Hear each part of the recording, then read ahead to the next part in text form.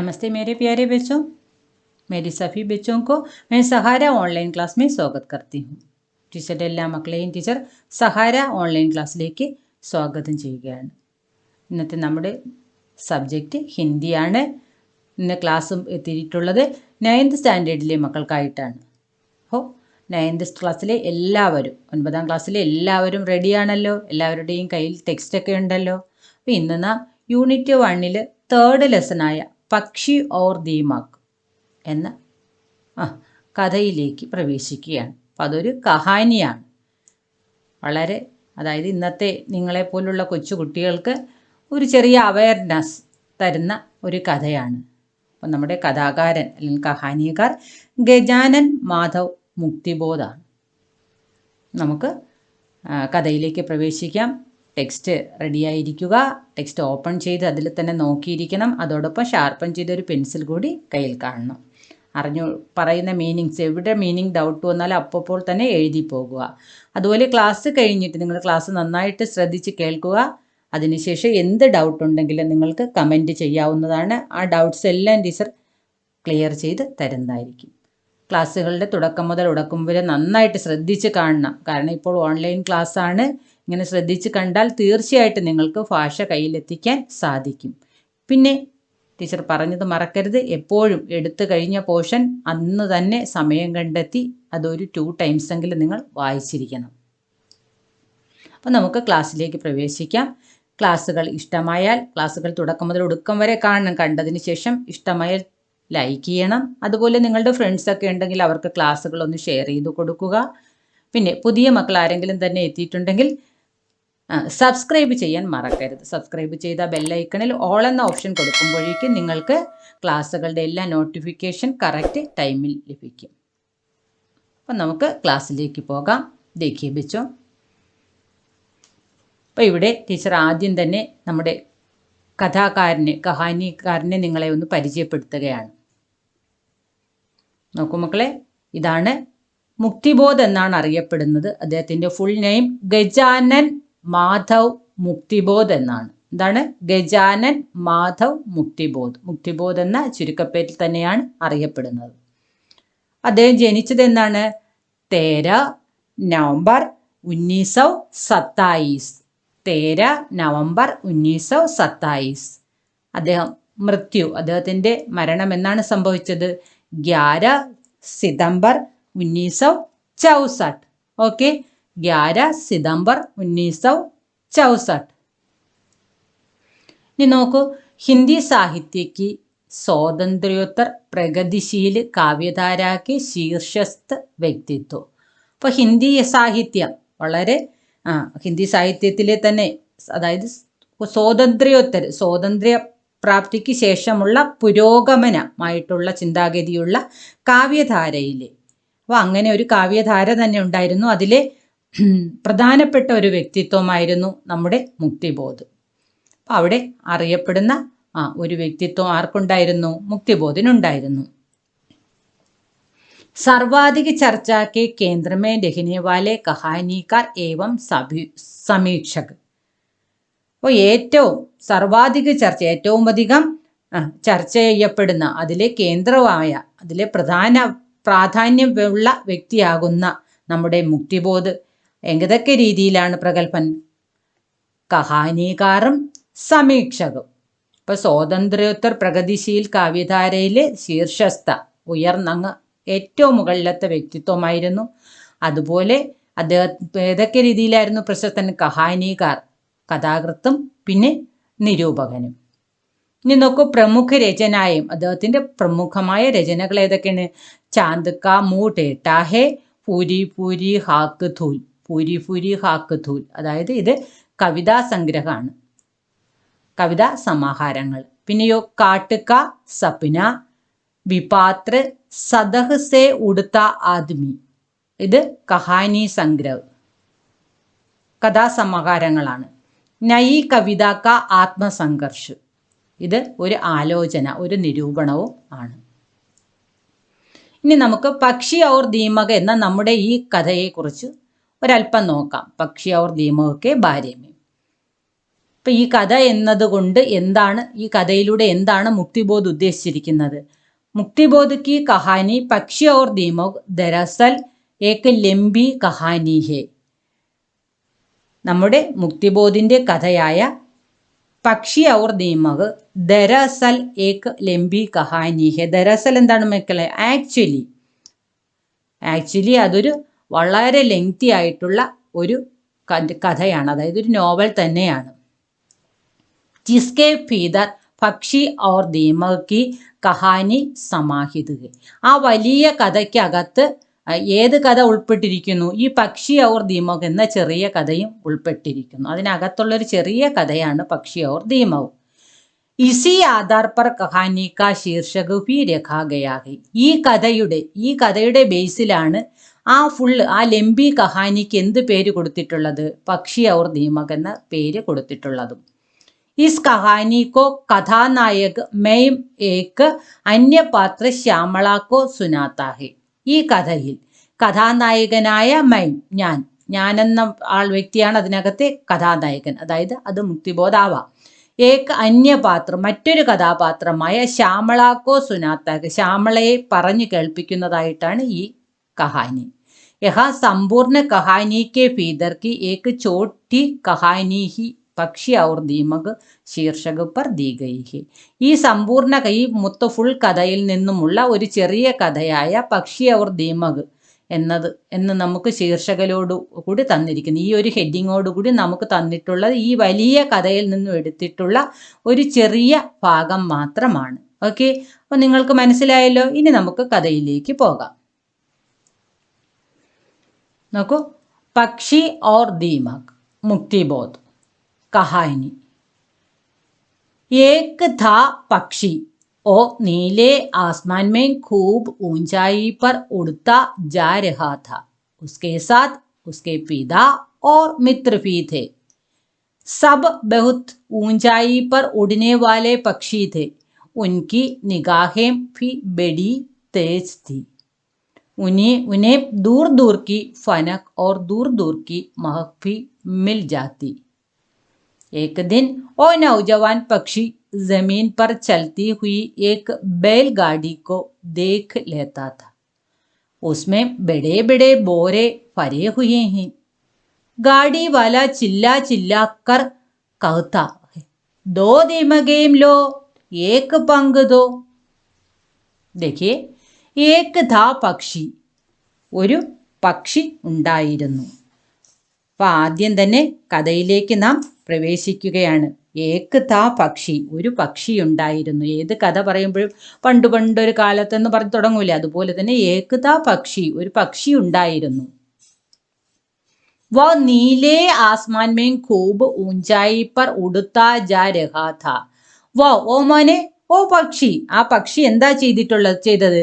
നീലേ ആസ്മാൻ മേം, നീലെ blue അല്ലെ, blue സ്കൈയിൽ, നീലെ Aasman പർ, നീലാകാശത്ത്, ഖൂബ് ഊഞ്ചായി പർ, ഖൂബ് എന്താ മക്കളെ? നല്ലവണ്ണം, അതായത് ഇവിടെ ഖൂബ് ഊഞ്ചായി എന്ന് ഉദ്ദേശിക്കുന്നത് വളരെ ഉയരത്തിൽ എന്നാണുള്ള അർത്ഥത്തിലാണ്. വളരെ ഉയരത്തിൽ എന്ത് ചെയ്യുമായിരുന്നു? ഉടുത്താ ജാരഹാത്ത, ഉടന പറക്കുക, ഉടുത്താ ജാരഹാത്ത, പറക്കുമായിരുന്നു, പറന്നുകൊണ്ടിരിക്കുമായിരുന്നു. ഉസ്കെ സാത്ത് ഉസ്കെ പിതാ ഓർ മിത്ര ഭീ ഥേ. ആ പക്ഷി അവൻ ഒറ്റയ്ക്കല്ല, അവനോടൊപ്പം ആരുണ്ടായിരുന്നു? ഉസ്കെ സാത്ത്, അവൻ്റെ കൂടെ, സാത്ത് കൂടെ, ഉസ്കെ അവൻ്റെ, പിതാ അച്ഛനും, ഓർ ആൻഡ് മിത്ര ഭീ ഥേ കൂട്ടുകാരനും ഫ്രണ്ട്സും ഒക്കെ കാണുമായിരുന്നു. അപ്പോൾ ഒറ്റയ്ക്കായിരുന്നില്ല, ആകാശത്ത് പറക്കാറുണ്ടായിരുന്നത് അവൻ്റെ അച്ഛനും കൂട്ടുകാരും ഒക്കെ കാണുമായിരുന്നു.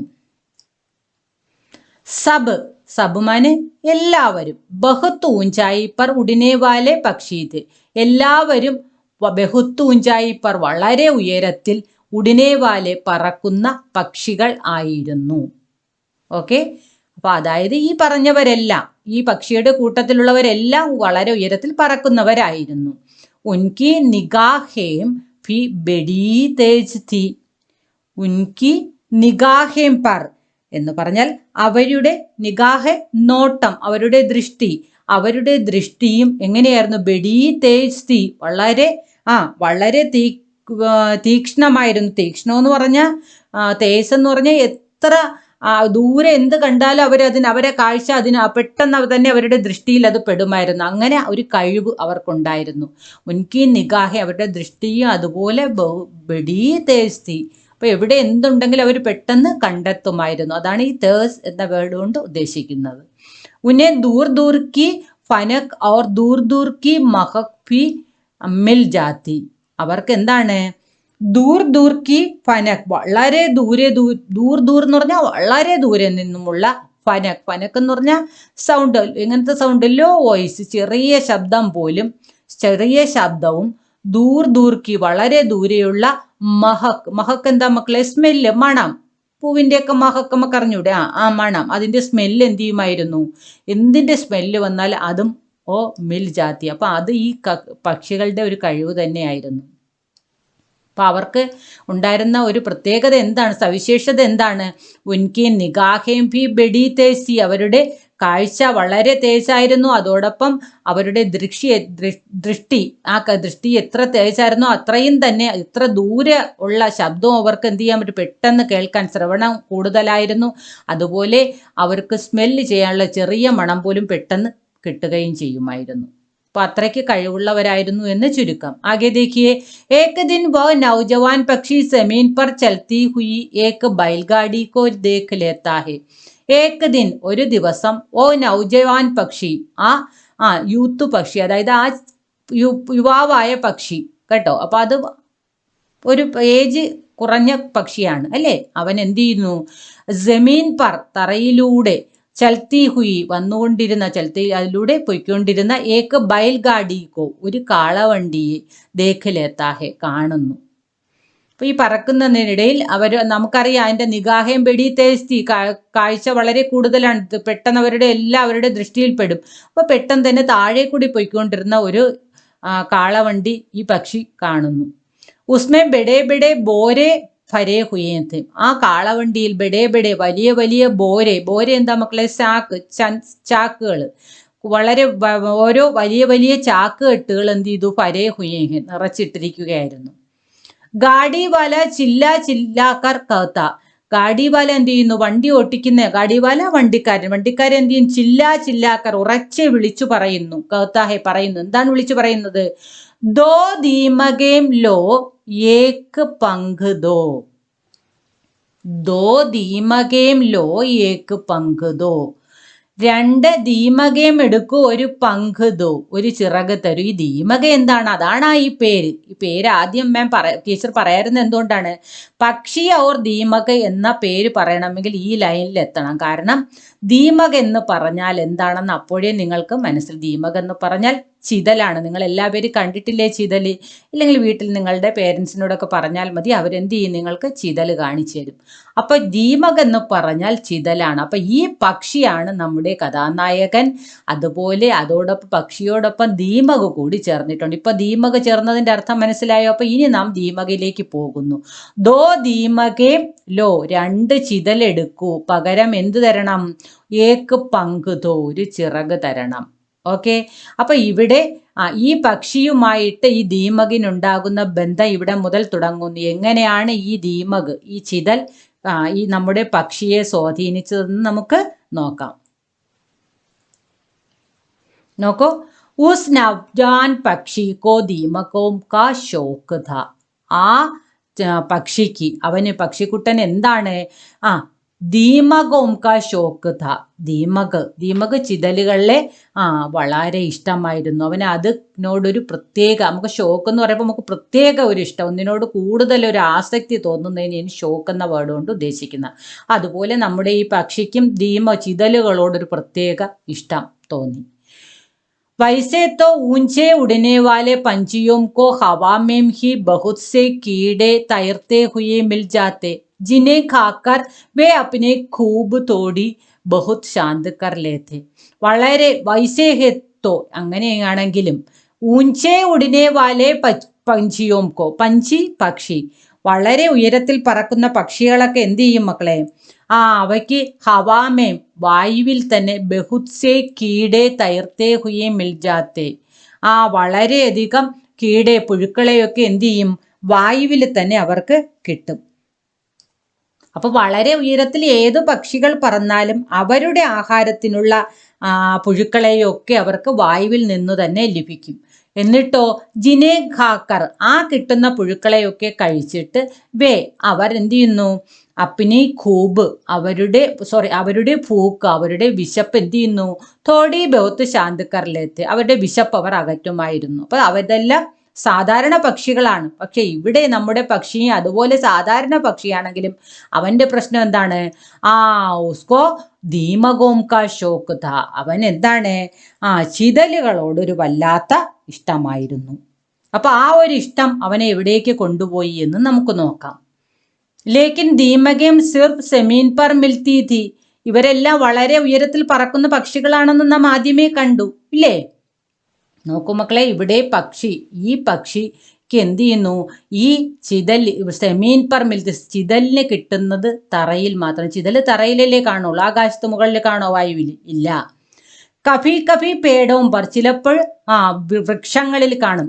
ചിലപ്പോൾ സെമീൻ സെ തനെ പർ ചടുക്കർ ഊഞ്ചി ഡാൽ തക് വേ അപ്ന മട്ടിയാല lumbar Ghar ബനാ ലേത്തി, ലേക്കിൻ ഐസെ Cooch he Ped ഹോത്തെ our way sub ഏക ജഗഹ് ന മിൽത്തെ. നോക്കൂ,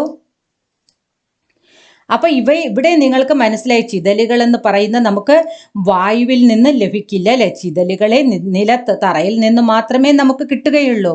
അപ്പൊ ചിലപ്പോൾ എന്ത് ചെയ്യും, മരങ്ങളിലെ നിലത്ത് നിന്ന് തടിയിലേക്ക്, നമ്മുടെ അറിയാം ഈ മരത്തിലെ തടിയിലേക്ക് ഉയർന്ന് കയറി വരുന്ന ശാഖകൾ വരെ, പിന്നെ അതുപോലെ അവയുടെ നീളമുള്ള ചിതല് കൂടതുണ്ടാക്കുന്നു അല്ലേ?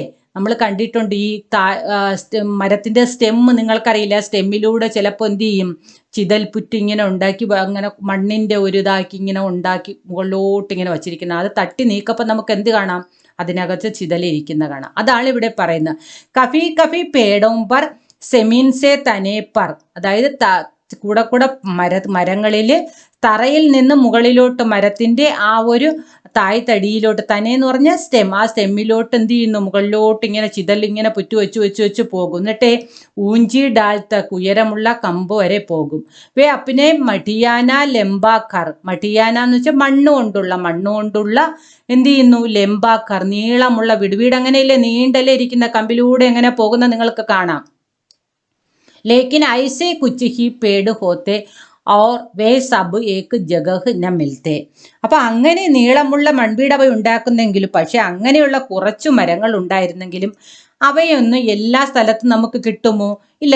ഏതെങ്കിലും അപൂർവം 1-2 മരങ്ങളിലല്ലേ അങ്ങനെ കാണുള്ളൂ. അപ്പൊ പിന്നെ പക്ഷിക്ക് ഇപ്പം എല്ലാ മരത്തിലും ഉണ്ടെങ്കിൽ ഓടിപ്പോയി കൊത്തു തിന്നാൻ, അങ്ങനെ തിന്നാൻ പറ്റുമോ? ചിതലിന് തിന്നാൻ പറ്റില്ല. അപ്പം പക്ഷിക്ക് ഓടി ഏത് മരത്തിൽ നിന്നും പോയാൽ ചിതല് തിന്നാൻ പറ്റില്ല. ഏതെങ്കിലും മരങ്ങളിൽ മാത്രമേ ചിതല് കാണുകയുള്ളൂ. അപ്പൊ ആ പാരഗ്രാഫ് മനസ്സിലായല്ലോ. ആകെ ദേഖിയെ, നൗജവാൻ പക്ഷി കോ ലഗ, നമ്മുടെ യുവാവായ പക്ഷിക്ക് തോന്നി, वह बहुत बड़ी सुविधा है कि एक आदमी दीमकों को बोरों में भरकर बेच रहा है. എങ്ങനെയുണ്ട് നമ്മുടെ മടിയനായ പക്ഷിക്ക് എന്താണ് തോന്നിയത്? ഈ വണ്ടിക്കാരൻ ഇങ്ങനെ എന്ത് ചെയ്യുന്നു, ചിതലുകളെ കെട്ടിവെച്ച് വിൽക്കുന്നു. അപ്പോൾ ഒരു കഷ്ടപ്പാടുമില്ല, വെറുതെ ചെന്ന് എന്ത് ചെയ്യുക, ചിതലിനെ മേടിച്ചാൽ. പക്ഷെ ചിതലിനെ മേടിക്കാൻ എന്താണ് മക്കളെ നമ്മുടെ വണ്ടിക്കാരൻ വിളിച്ചു പറഞ്ഞത്? ഒരു തൂവല് കൊടുക്കണമെന്നല്ലേ. അപ്പൊ ഒരു തൂവല് കൊടുത്താൽ 2 ചിതല് കിട്ടൂലേ? അപ്പോൾ പക്ഷി വിചാരിച്ചു, എൻ്റെ ഒരു തൂവല് കൊടുത്താൽ മതിയല്ലോ, 2 ചിതൽ എനിക്ക് കിട്ടുമല്ലോ എന്ന് പക്ഷി കരുതി അല്ലേ. അപ്പൊ ഈ ഒരു തോന്നൽ അവനെ വീണ്ടും എന്തിലേക്ക് നയിച്ചു എന്ന് നമുക്ക് നോക്കാം. വാ അപ്നി ഊഞ്ചായിയാ ചോടുക്കർ മടരാത്ത ഹുവ നീച്ചെ ഉതർത്താ ഹെ और पेड़ की एक डाल पर बैठ जाता है. അപ്പൊ ഇന്നത്തെ ഇവിടെ ഈ കഥയിലൂടെ മുക്തിബോധ് മറ്റൊന്നുമല്ല ചെയ്യുന്നത്, ഇന്നത്തെ മടി പിടിച്ചു കിടക്കുന്ന യുവതലമുറയെ ചൂണ്ടിക്കാണിക്കുകയാണ് ചെയ്യുന്നത്. അതായത് ഈ യുവാവായ പക്ഷി, ഈ കൊച്ചു പക്ഷി എന്ന് പറയുന്നത് ഇന്നത്തെ യുവതലമുറയാണ്. ഇന്നത്തെ യുവതലമുറയ്ക്ക് എന്താണ്, ഒന്നും കഷ്ടപ്പെടാൻ വയ്യ, വെറുതെ ഒരിടത്ത് ഇരുന്നു കൊണ്ട് എല്ലാം മുന്നിലെത്തണം, ആ ഒരു സ്വഭാവമാണ്. അപ്പൊ അങ്ങനെ ഇന്നത്തെ അവരുടെ ആ ഒരു സ്വഭാവം അത് അവസാനം അവരെ എവിടെ കൊണ്ടെത്തിക്കും എന്ന ഒരു ആശയത്തിലേക്കാണ് നമ്മളെ മുക്തിബോധ് എന്ന ഈ കഥാകൃത്ത് കൊണ്ടുപോകുന്നത്. അതിനായി നമുക്ക് ചൂണ്ടിക്കാണിച്ചു തരുന്നത് പക്ഷിയെയാണ്. അല്ലേ? വാ അപ്പിനി ഊഞ്ചായിയോംകോ ചോടുക്കർ, അവൻ എന്ത് ചെയ്തു? തൻ്റെ ഉയരത്തിൽ പറക്കുന്ന ആ ഒരു രീതിയൊക്കെ അവൻ ഉപേക്ഷിക്കുന്നു. എന്നിട്ട് എന്ത് ചെയ്യുന്നു? മടരാത്താ ഹുവ നീച്ചെ ഉതർത്താഹെ, എന്നിട്ട് അവൻ എന്ത് ചെയ്യുന്നു? താഴെ ഇറങ്ങി വരുന്നു. താഴെ ഇറങ്ങി വന്നത് എന്തിനാണ്? ബോലിയെ ജീഹാം, താഴെ ഇറങ്ങി വന്ന മറ്റൊന്നിനുമല്ല, അവിടെ ഇരുന്നു കൊണ്ട് അവൻ എന്ത് ചെയ്യണം? പതുക്കെ പതുക്കെ ഇവൻ കൊണ്ടുവരുന്ന, അതായത് നമ്മുടെ വണ്ടിക്കാരൻ കൊണ്ടുവരുന്ന ചിതലിനെ വാങ്ങിച്ച് തിന്നാൻ ഒരു കഷ്ടപ്പാടും ഇല്ലല്ലോ എന്നാണ് നമ്മുടെ പക്ഷി ഇവിടെ ചിന്തിക്കുന്നത്. അപ്പോൾ വ അപ്പിനി ഊഞ്ചായിയോൻ ചോടുക്കർ, അവൻ തൻ്റെ ഉയരങ്ങളൊക്കെ ചോടിന ഉപേക്ഷിച്ചിട്ട് മടരാത്താഹുവ, മടരാന എന്താ മക്കളെ? കൂമ്പിന ചുറ്റിക്കറങ്ങുക, പുകളിൽ ചുറ്റിക്കറങ്ങൂലേ, അതൊക്കെ കളഞ്ഞിട്ട് എന്ത് ചെയ്യുന്നു? നീച്ചെ ഉതർത്താഹെ, ഉതർന്ന ഇറങ്ങുക, താഴെ ഇറങ്ങുന്നു. ഓർ പേടിക്ക് ഏക്ക് ഡാൽപ്പർ, അത് എന്നിട്ട് എന്ത് ചെയ്യുന്നു? മരത്തിൻ്റെ ഒരു ബ്രാഞ്ച്, ബ്രാഞ്ചിൽ ചെന്ന് ഇരിക്കുന്നു. ഓക്കെ, ഇരിക്കുന്ന എന്തിനാണ്? വണ്ടിക്കാരനെ പ്രതീക്ഷിച്ചിരിക്കുകയാണല്ലേ. ദോനോം കാ സൗദ തൈ ഹോ ജാത്താ ഹെ, ദോനോം കാ സൗദ, സൗദ എന്താണ്? കച്ചവടം. രണ്ടുപേർ തമ്മിൽ ഒരു ബിസിനസ് ഉറപ്പിക്കൂലേ, തൈക്കറിനെ ഉറപ്പിക്കുക. അവരെന്ത് ചെയ്തു? ഒരു എഗ്രിമെന്റ് അങ്ങ് പോകുന്നു. അതായത് വണ്ടിക്കാരനായ ഗാഡിവാലയും പക്ഷിയും എന്ത് ചെയ്യുന്നു? അപ്പിനി ചോഞ്ച് ഏക്ക് പർ കോ ഖീഞ്ചിക്കർ തോടിനെ ഉസെ തക്ലീഫ് ഹോത്തി ഹെ, അപ്പൊ അതിന്റെ ശരീരത്തിൽ നിന്നാണ് തൂവൽ പറിച്ചെടുക്കുന്നത്. നമുക്കറിയാം പക്ഷിയുടെ ശരീരത്തിൽ തൂവൽ, പക്ഷി തന്നെ കൊത്തിയെടുക്കുമ്പോൾ പക്ഷിക്ക് നല്ല തക്ലീഫ്, നല്ല വേദന തോന്നുന്നുണ്ട്, നല്ല ക്ലേശം, നല്ല വേദന തോന്നുന്നുണ്ട്. പക്ഷെ എന്നിരുന്നാൽ അവൻ എന്താണ് ചെയ്യുന്നത്? ലേക്കിൻ ഉസേ വഹ് ബർദാസ്ത് കർ ലേത്താ ഹെ, എന്നാലോ അവൻ എന്ത് ചെയ്യുന്നു? അത് ബർദാസ്ത് കർ ലേത്താ ഹെ, ആ വേദന ക്ഷമിക്കുന്നു, അല്ലെങ്കിൽ ആ വേദന സഹിക്കുന്നു. അപ്പൊ ദോനം കാ സൗദ തൈ ഹോ ജാത്താ ഹെ, രണ്ടുപേരുടെയും സൗദ, കച്ചവടം എന്ത് ചെയ്യുന്നു? ഉറപ്പിക്കും. തൈ ഹോ ജാത്താ ഹെ, അവര് ഉറപ്പിക്കുന്നു. അപ്പിനി ചോഞ്ചുസേ, സ്വന്തം ചോഞ്ചുസേ, സ്വന്തം ബീക്ക് കൊണ്ട്, ചുണ്ടുകൊണ്ട്, ഏക്ക് പർക്കോ, പറന്താ മക്കളെ? തൂവല് കേട്ടോ. പറഞ്ഞ് നമ്മുടെ നാം ഇന്നും ഓണം, മേമും പറും പഠിക്കും അല്ലേ? മേം എന്ന് പറഞ്ഞാൽ ഇന്നും, പർ ഓണോലി, ആ പറല്ല, ഈ പറഞ്ഞ വേറൊരു മീനിങ് കൂടെ ഉണ്ട്. ഇവിടെ തൂവൽ എന്നുള്ള അർത്ഥമാണ് കേട്ടോ, അത് മറക്കരുത്. ഏക്ക് പർക്കോ ഖീഞ്ചിക്കർ, ഒരു തൂവലിനെ എന്ത് ചെയ്യുന്നു? വലിച്ചെടുത്ത് തോടിനെമേം, അതിൽ നിന്നും വലിച്ച് ഇളക്കിയെടുക്കുമ്പോഴേക്കും ഉസേ, അവന് തക്ലീഫ് ഹോത്തി ഹെ, വേദന തോന്നുന്നു. ലേക്കിൻ ബട്ട്, എന്നാൽ ഉസേ വഹ് ബർദാസ്ത് കർ ലേത്താ ഹെ, അവൻ എന്ത് ചെയ്യുന്നു? അത് സഹിക്കുന്നു.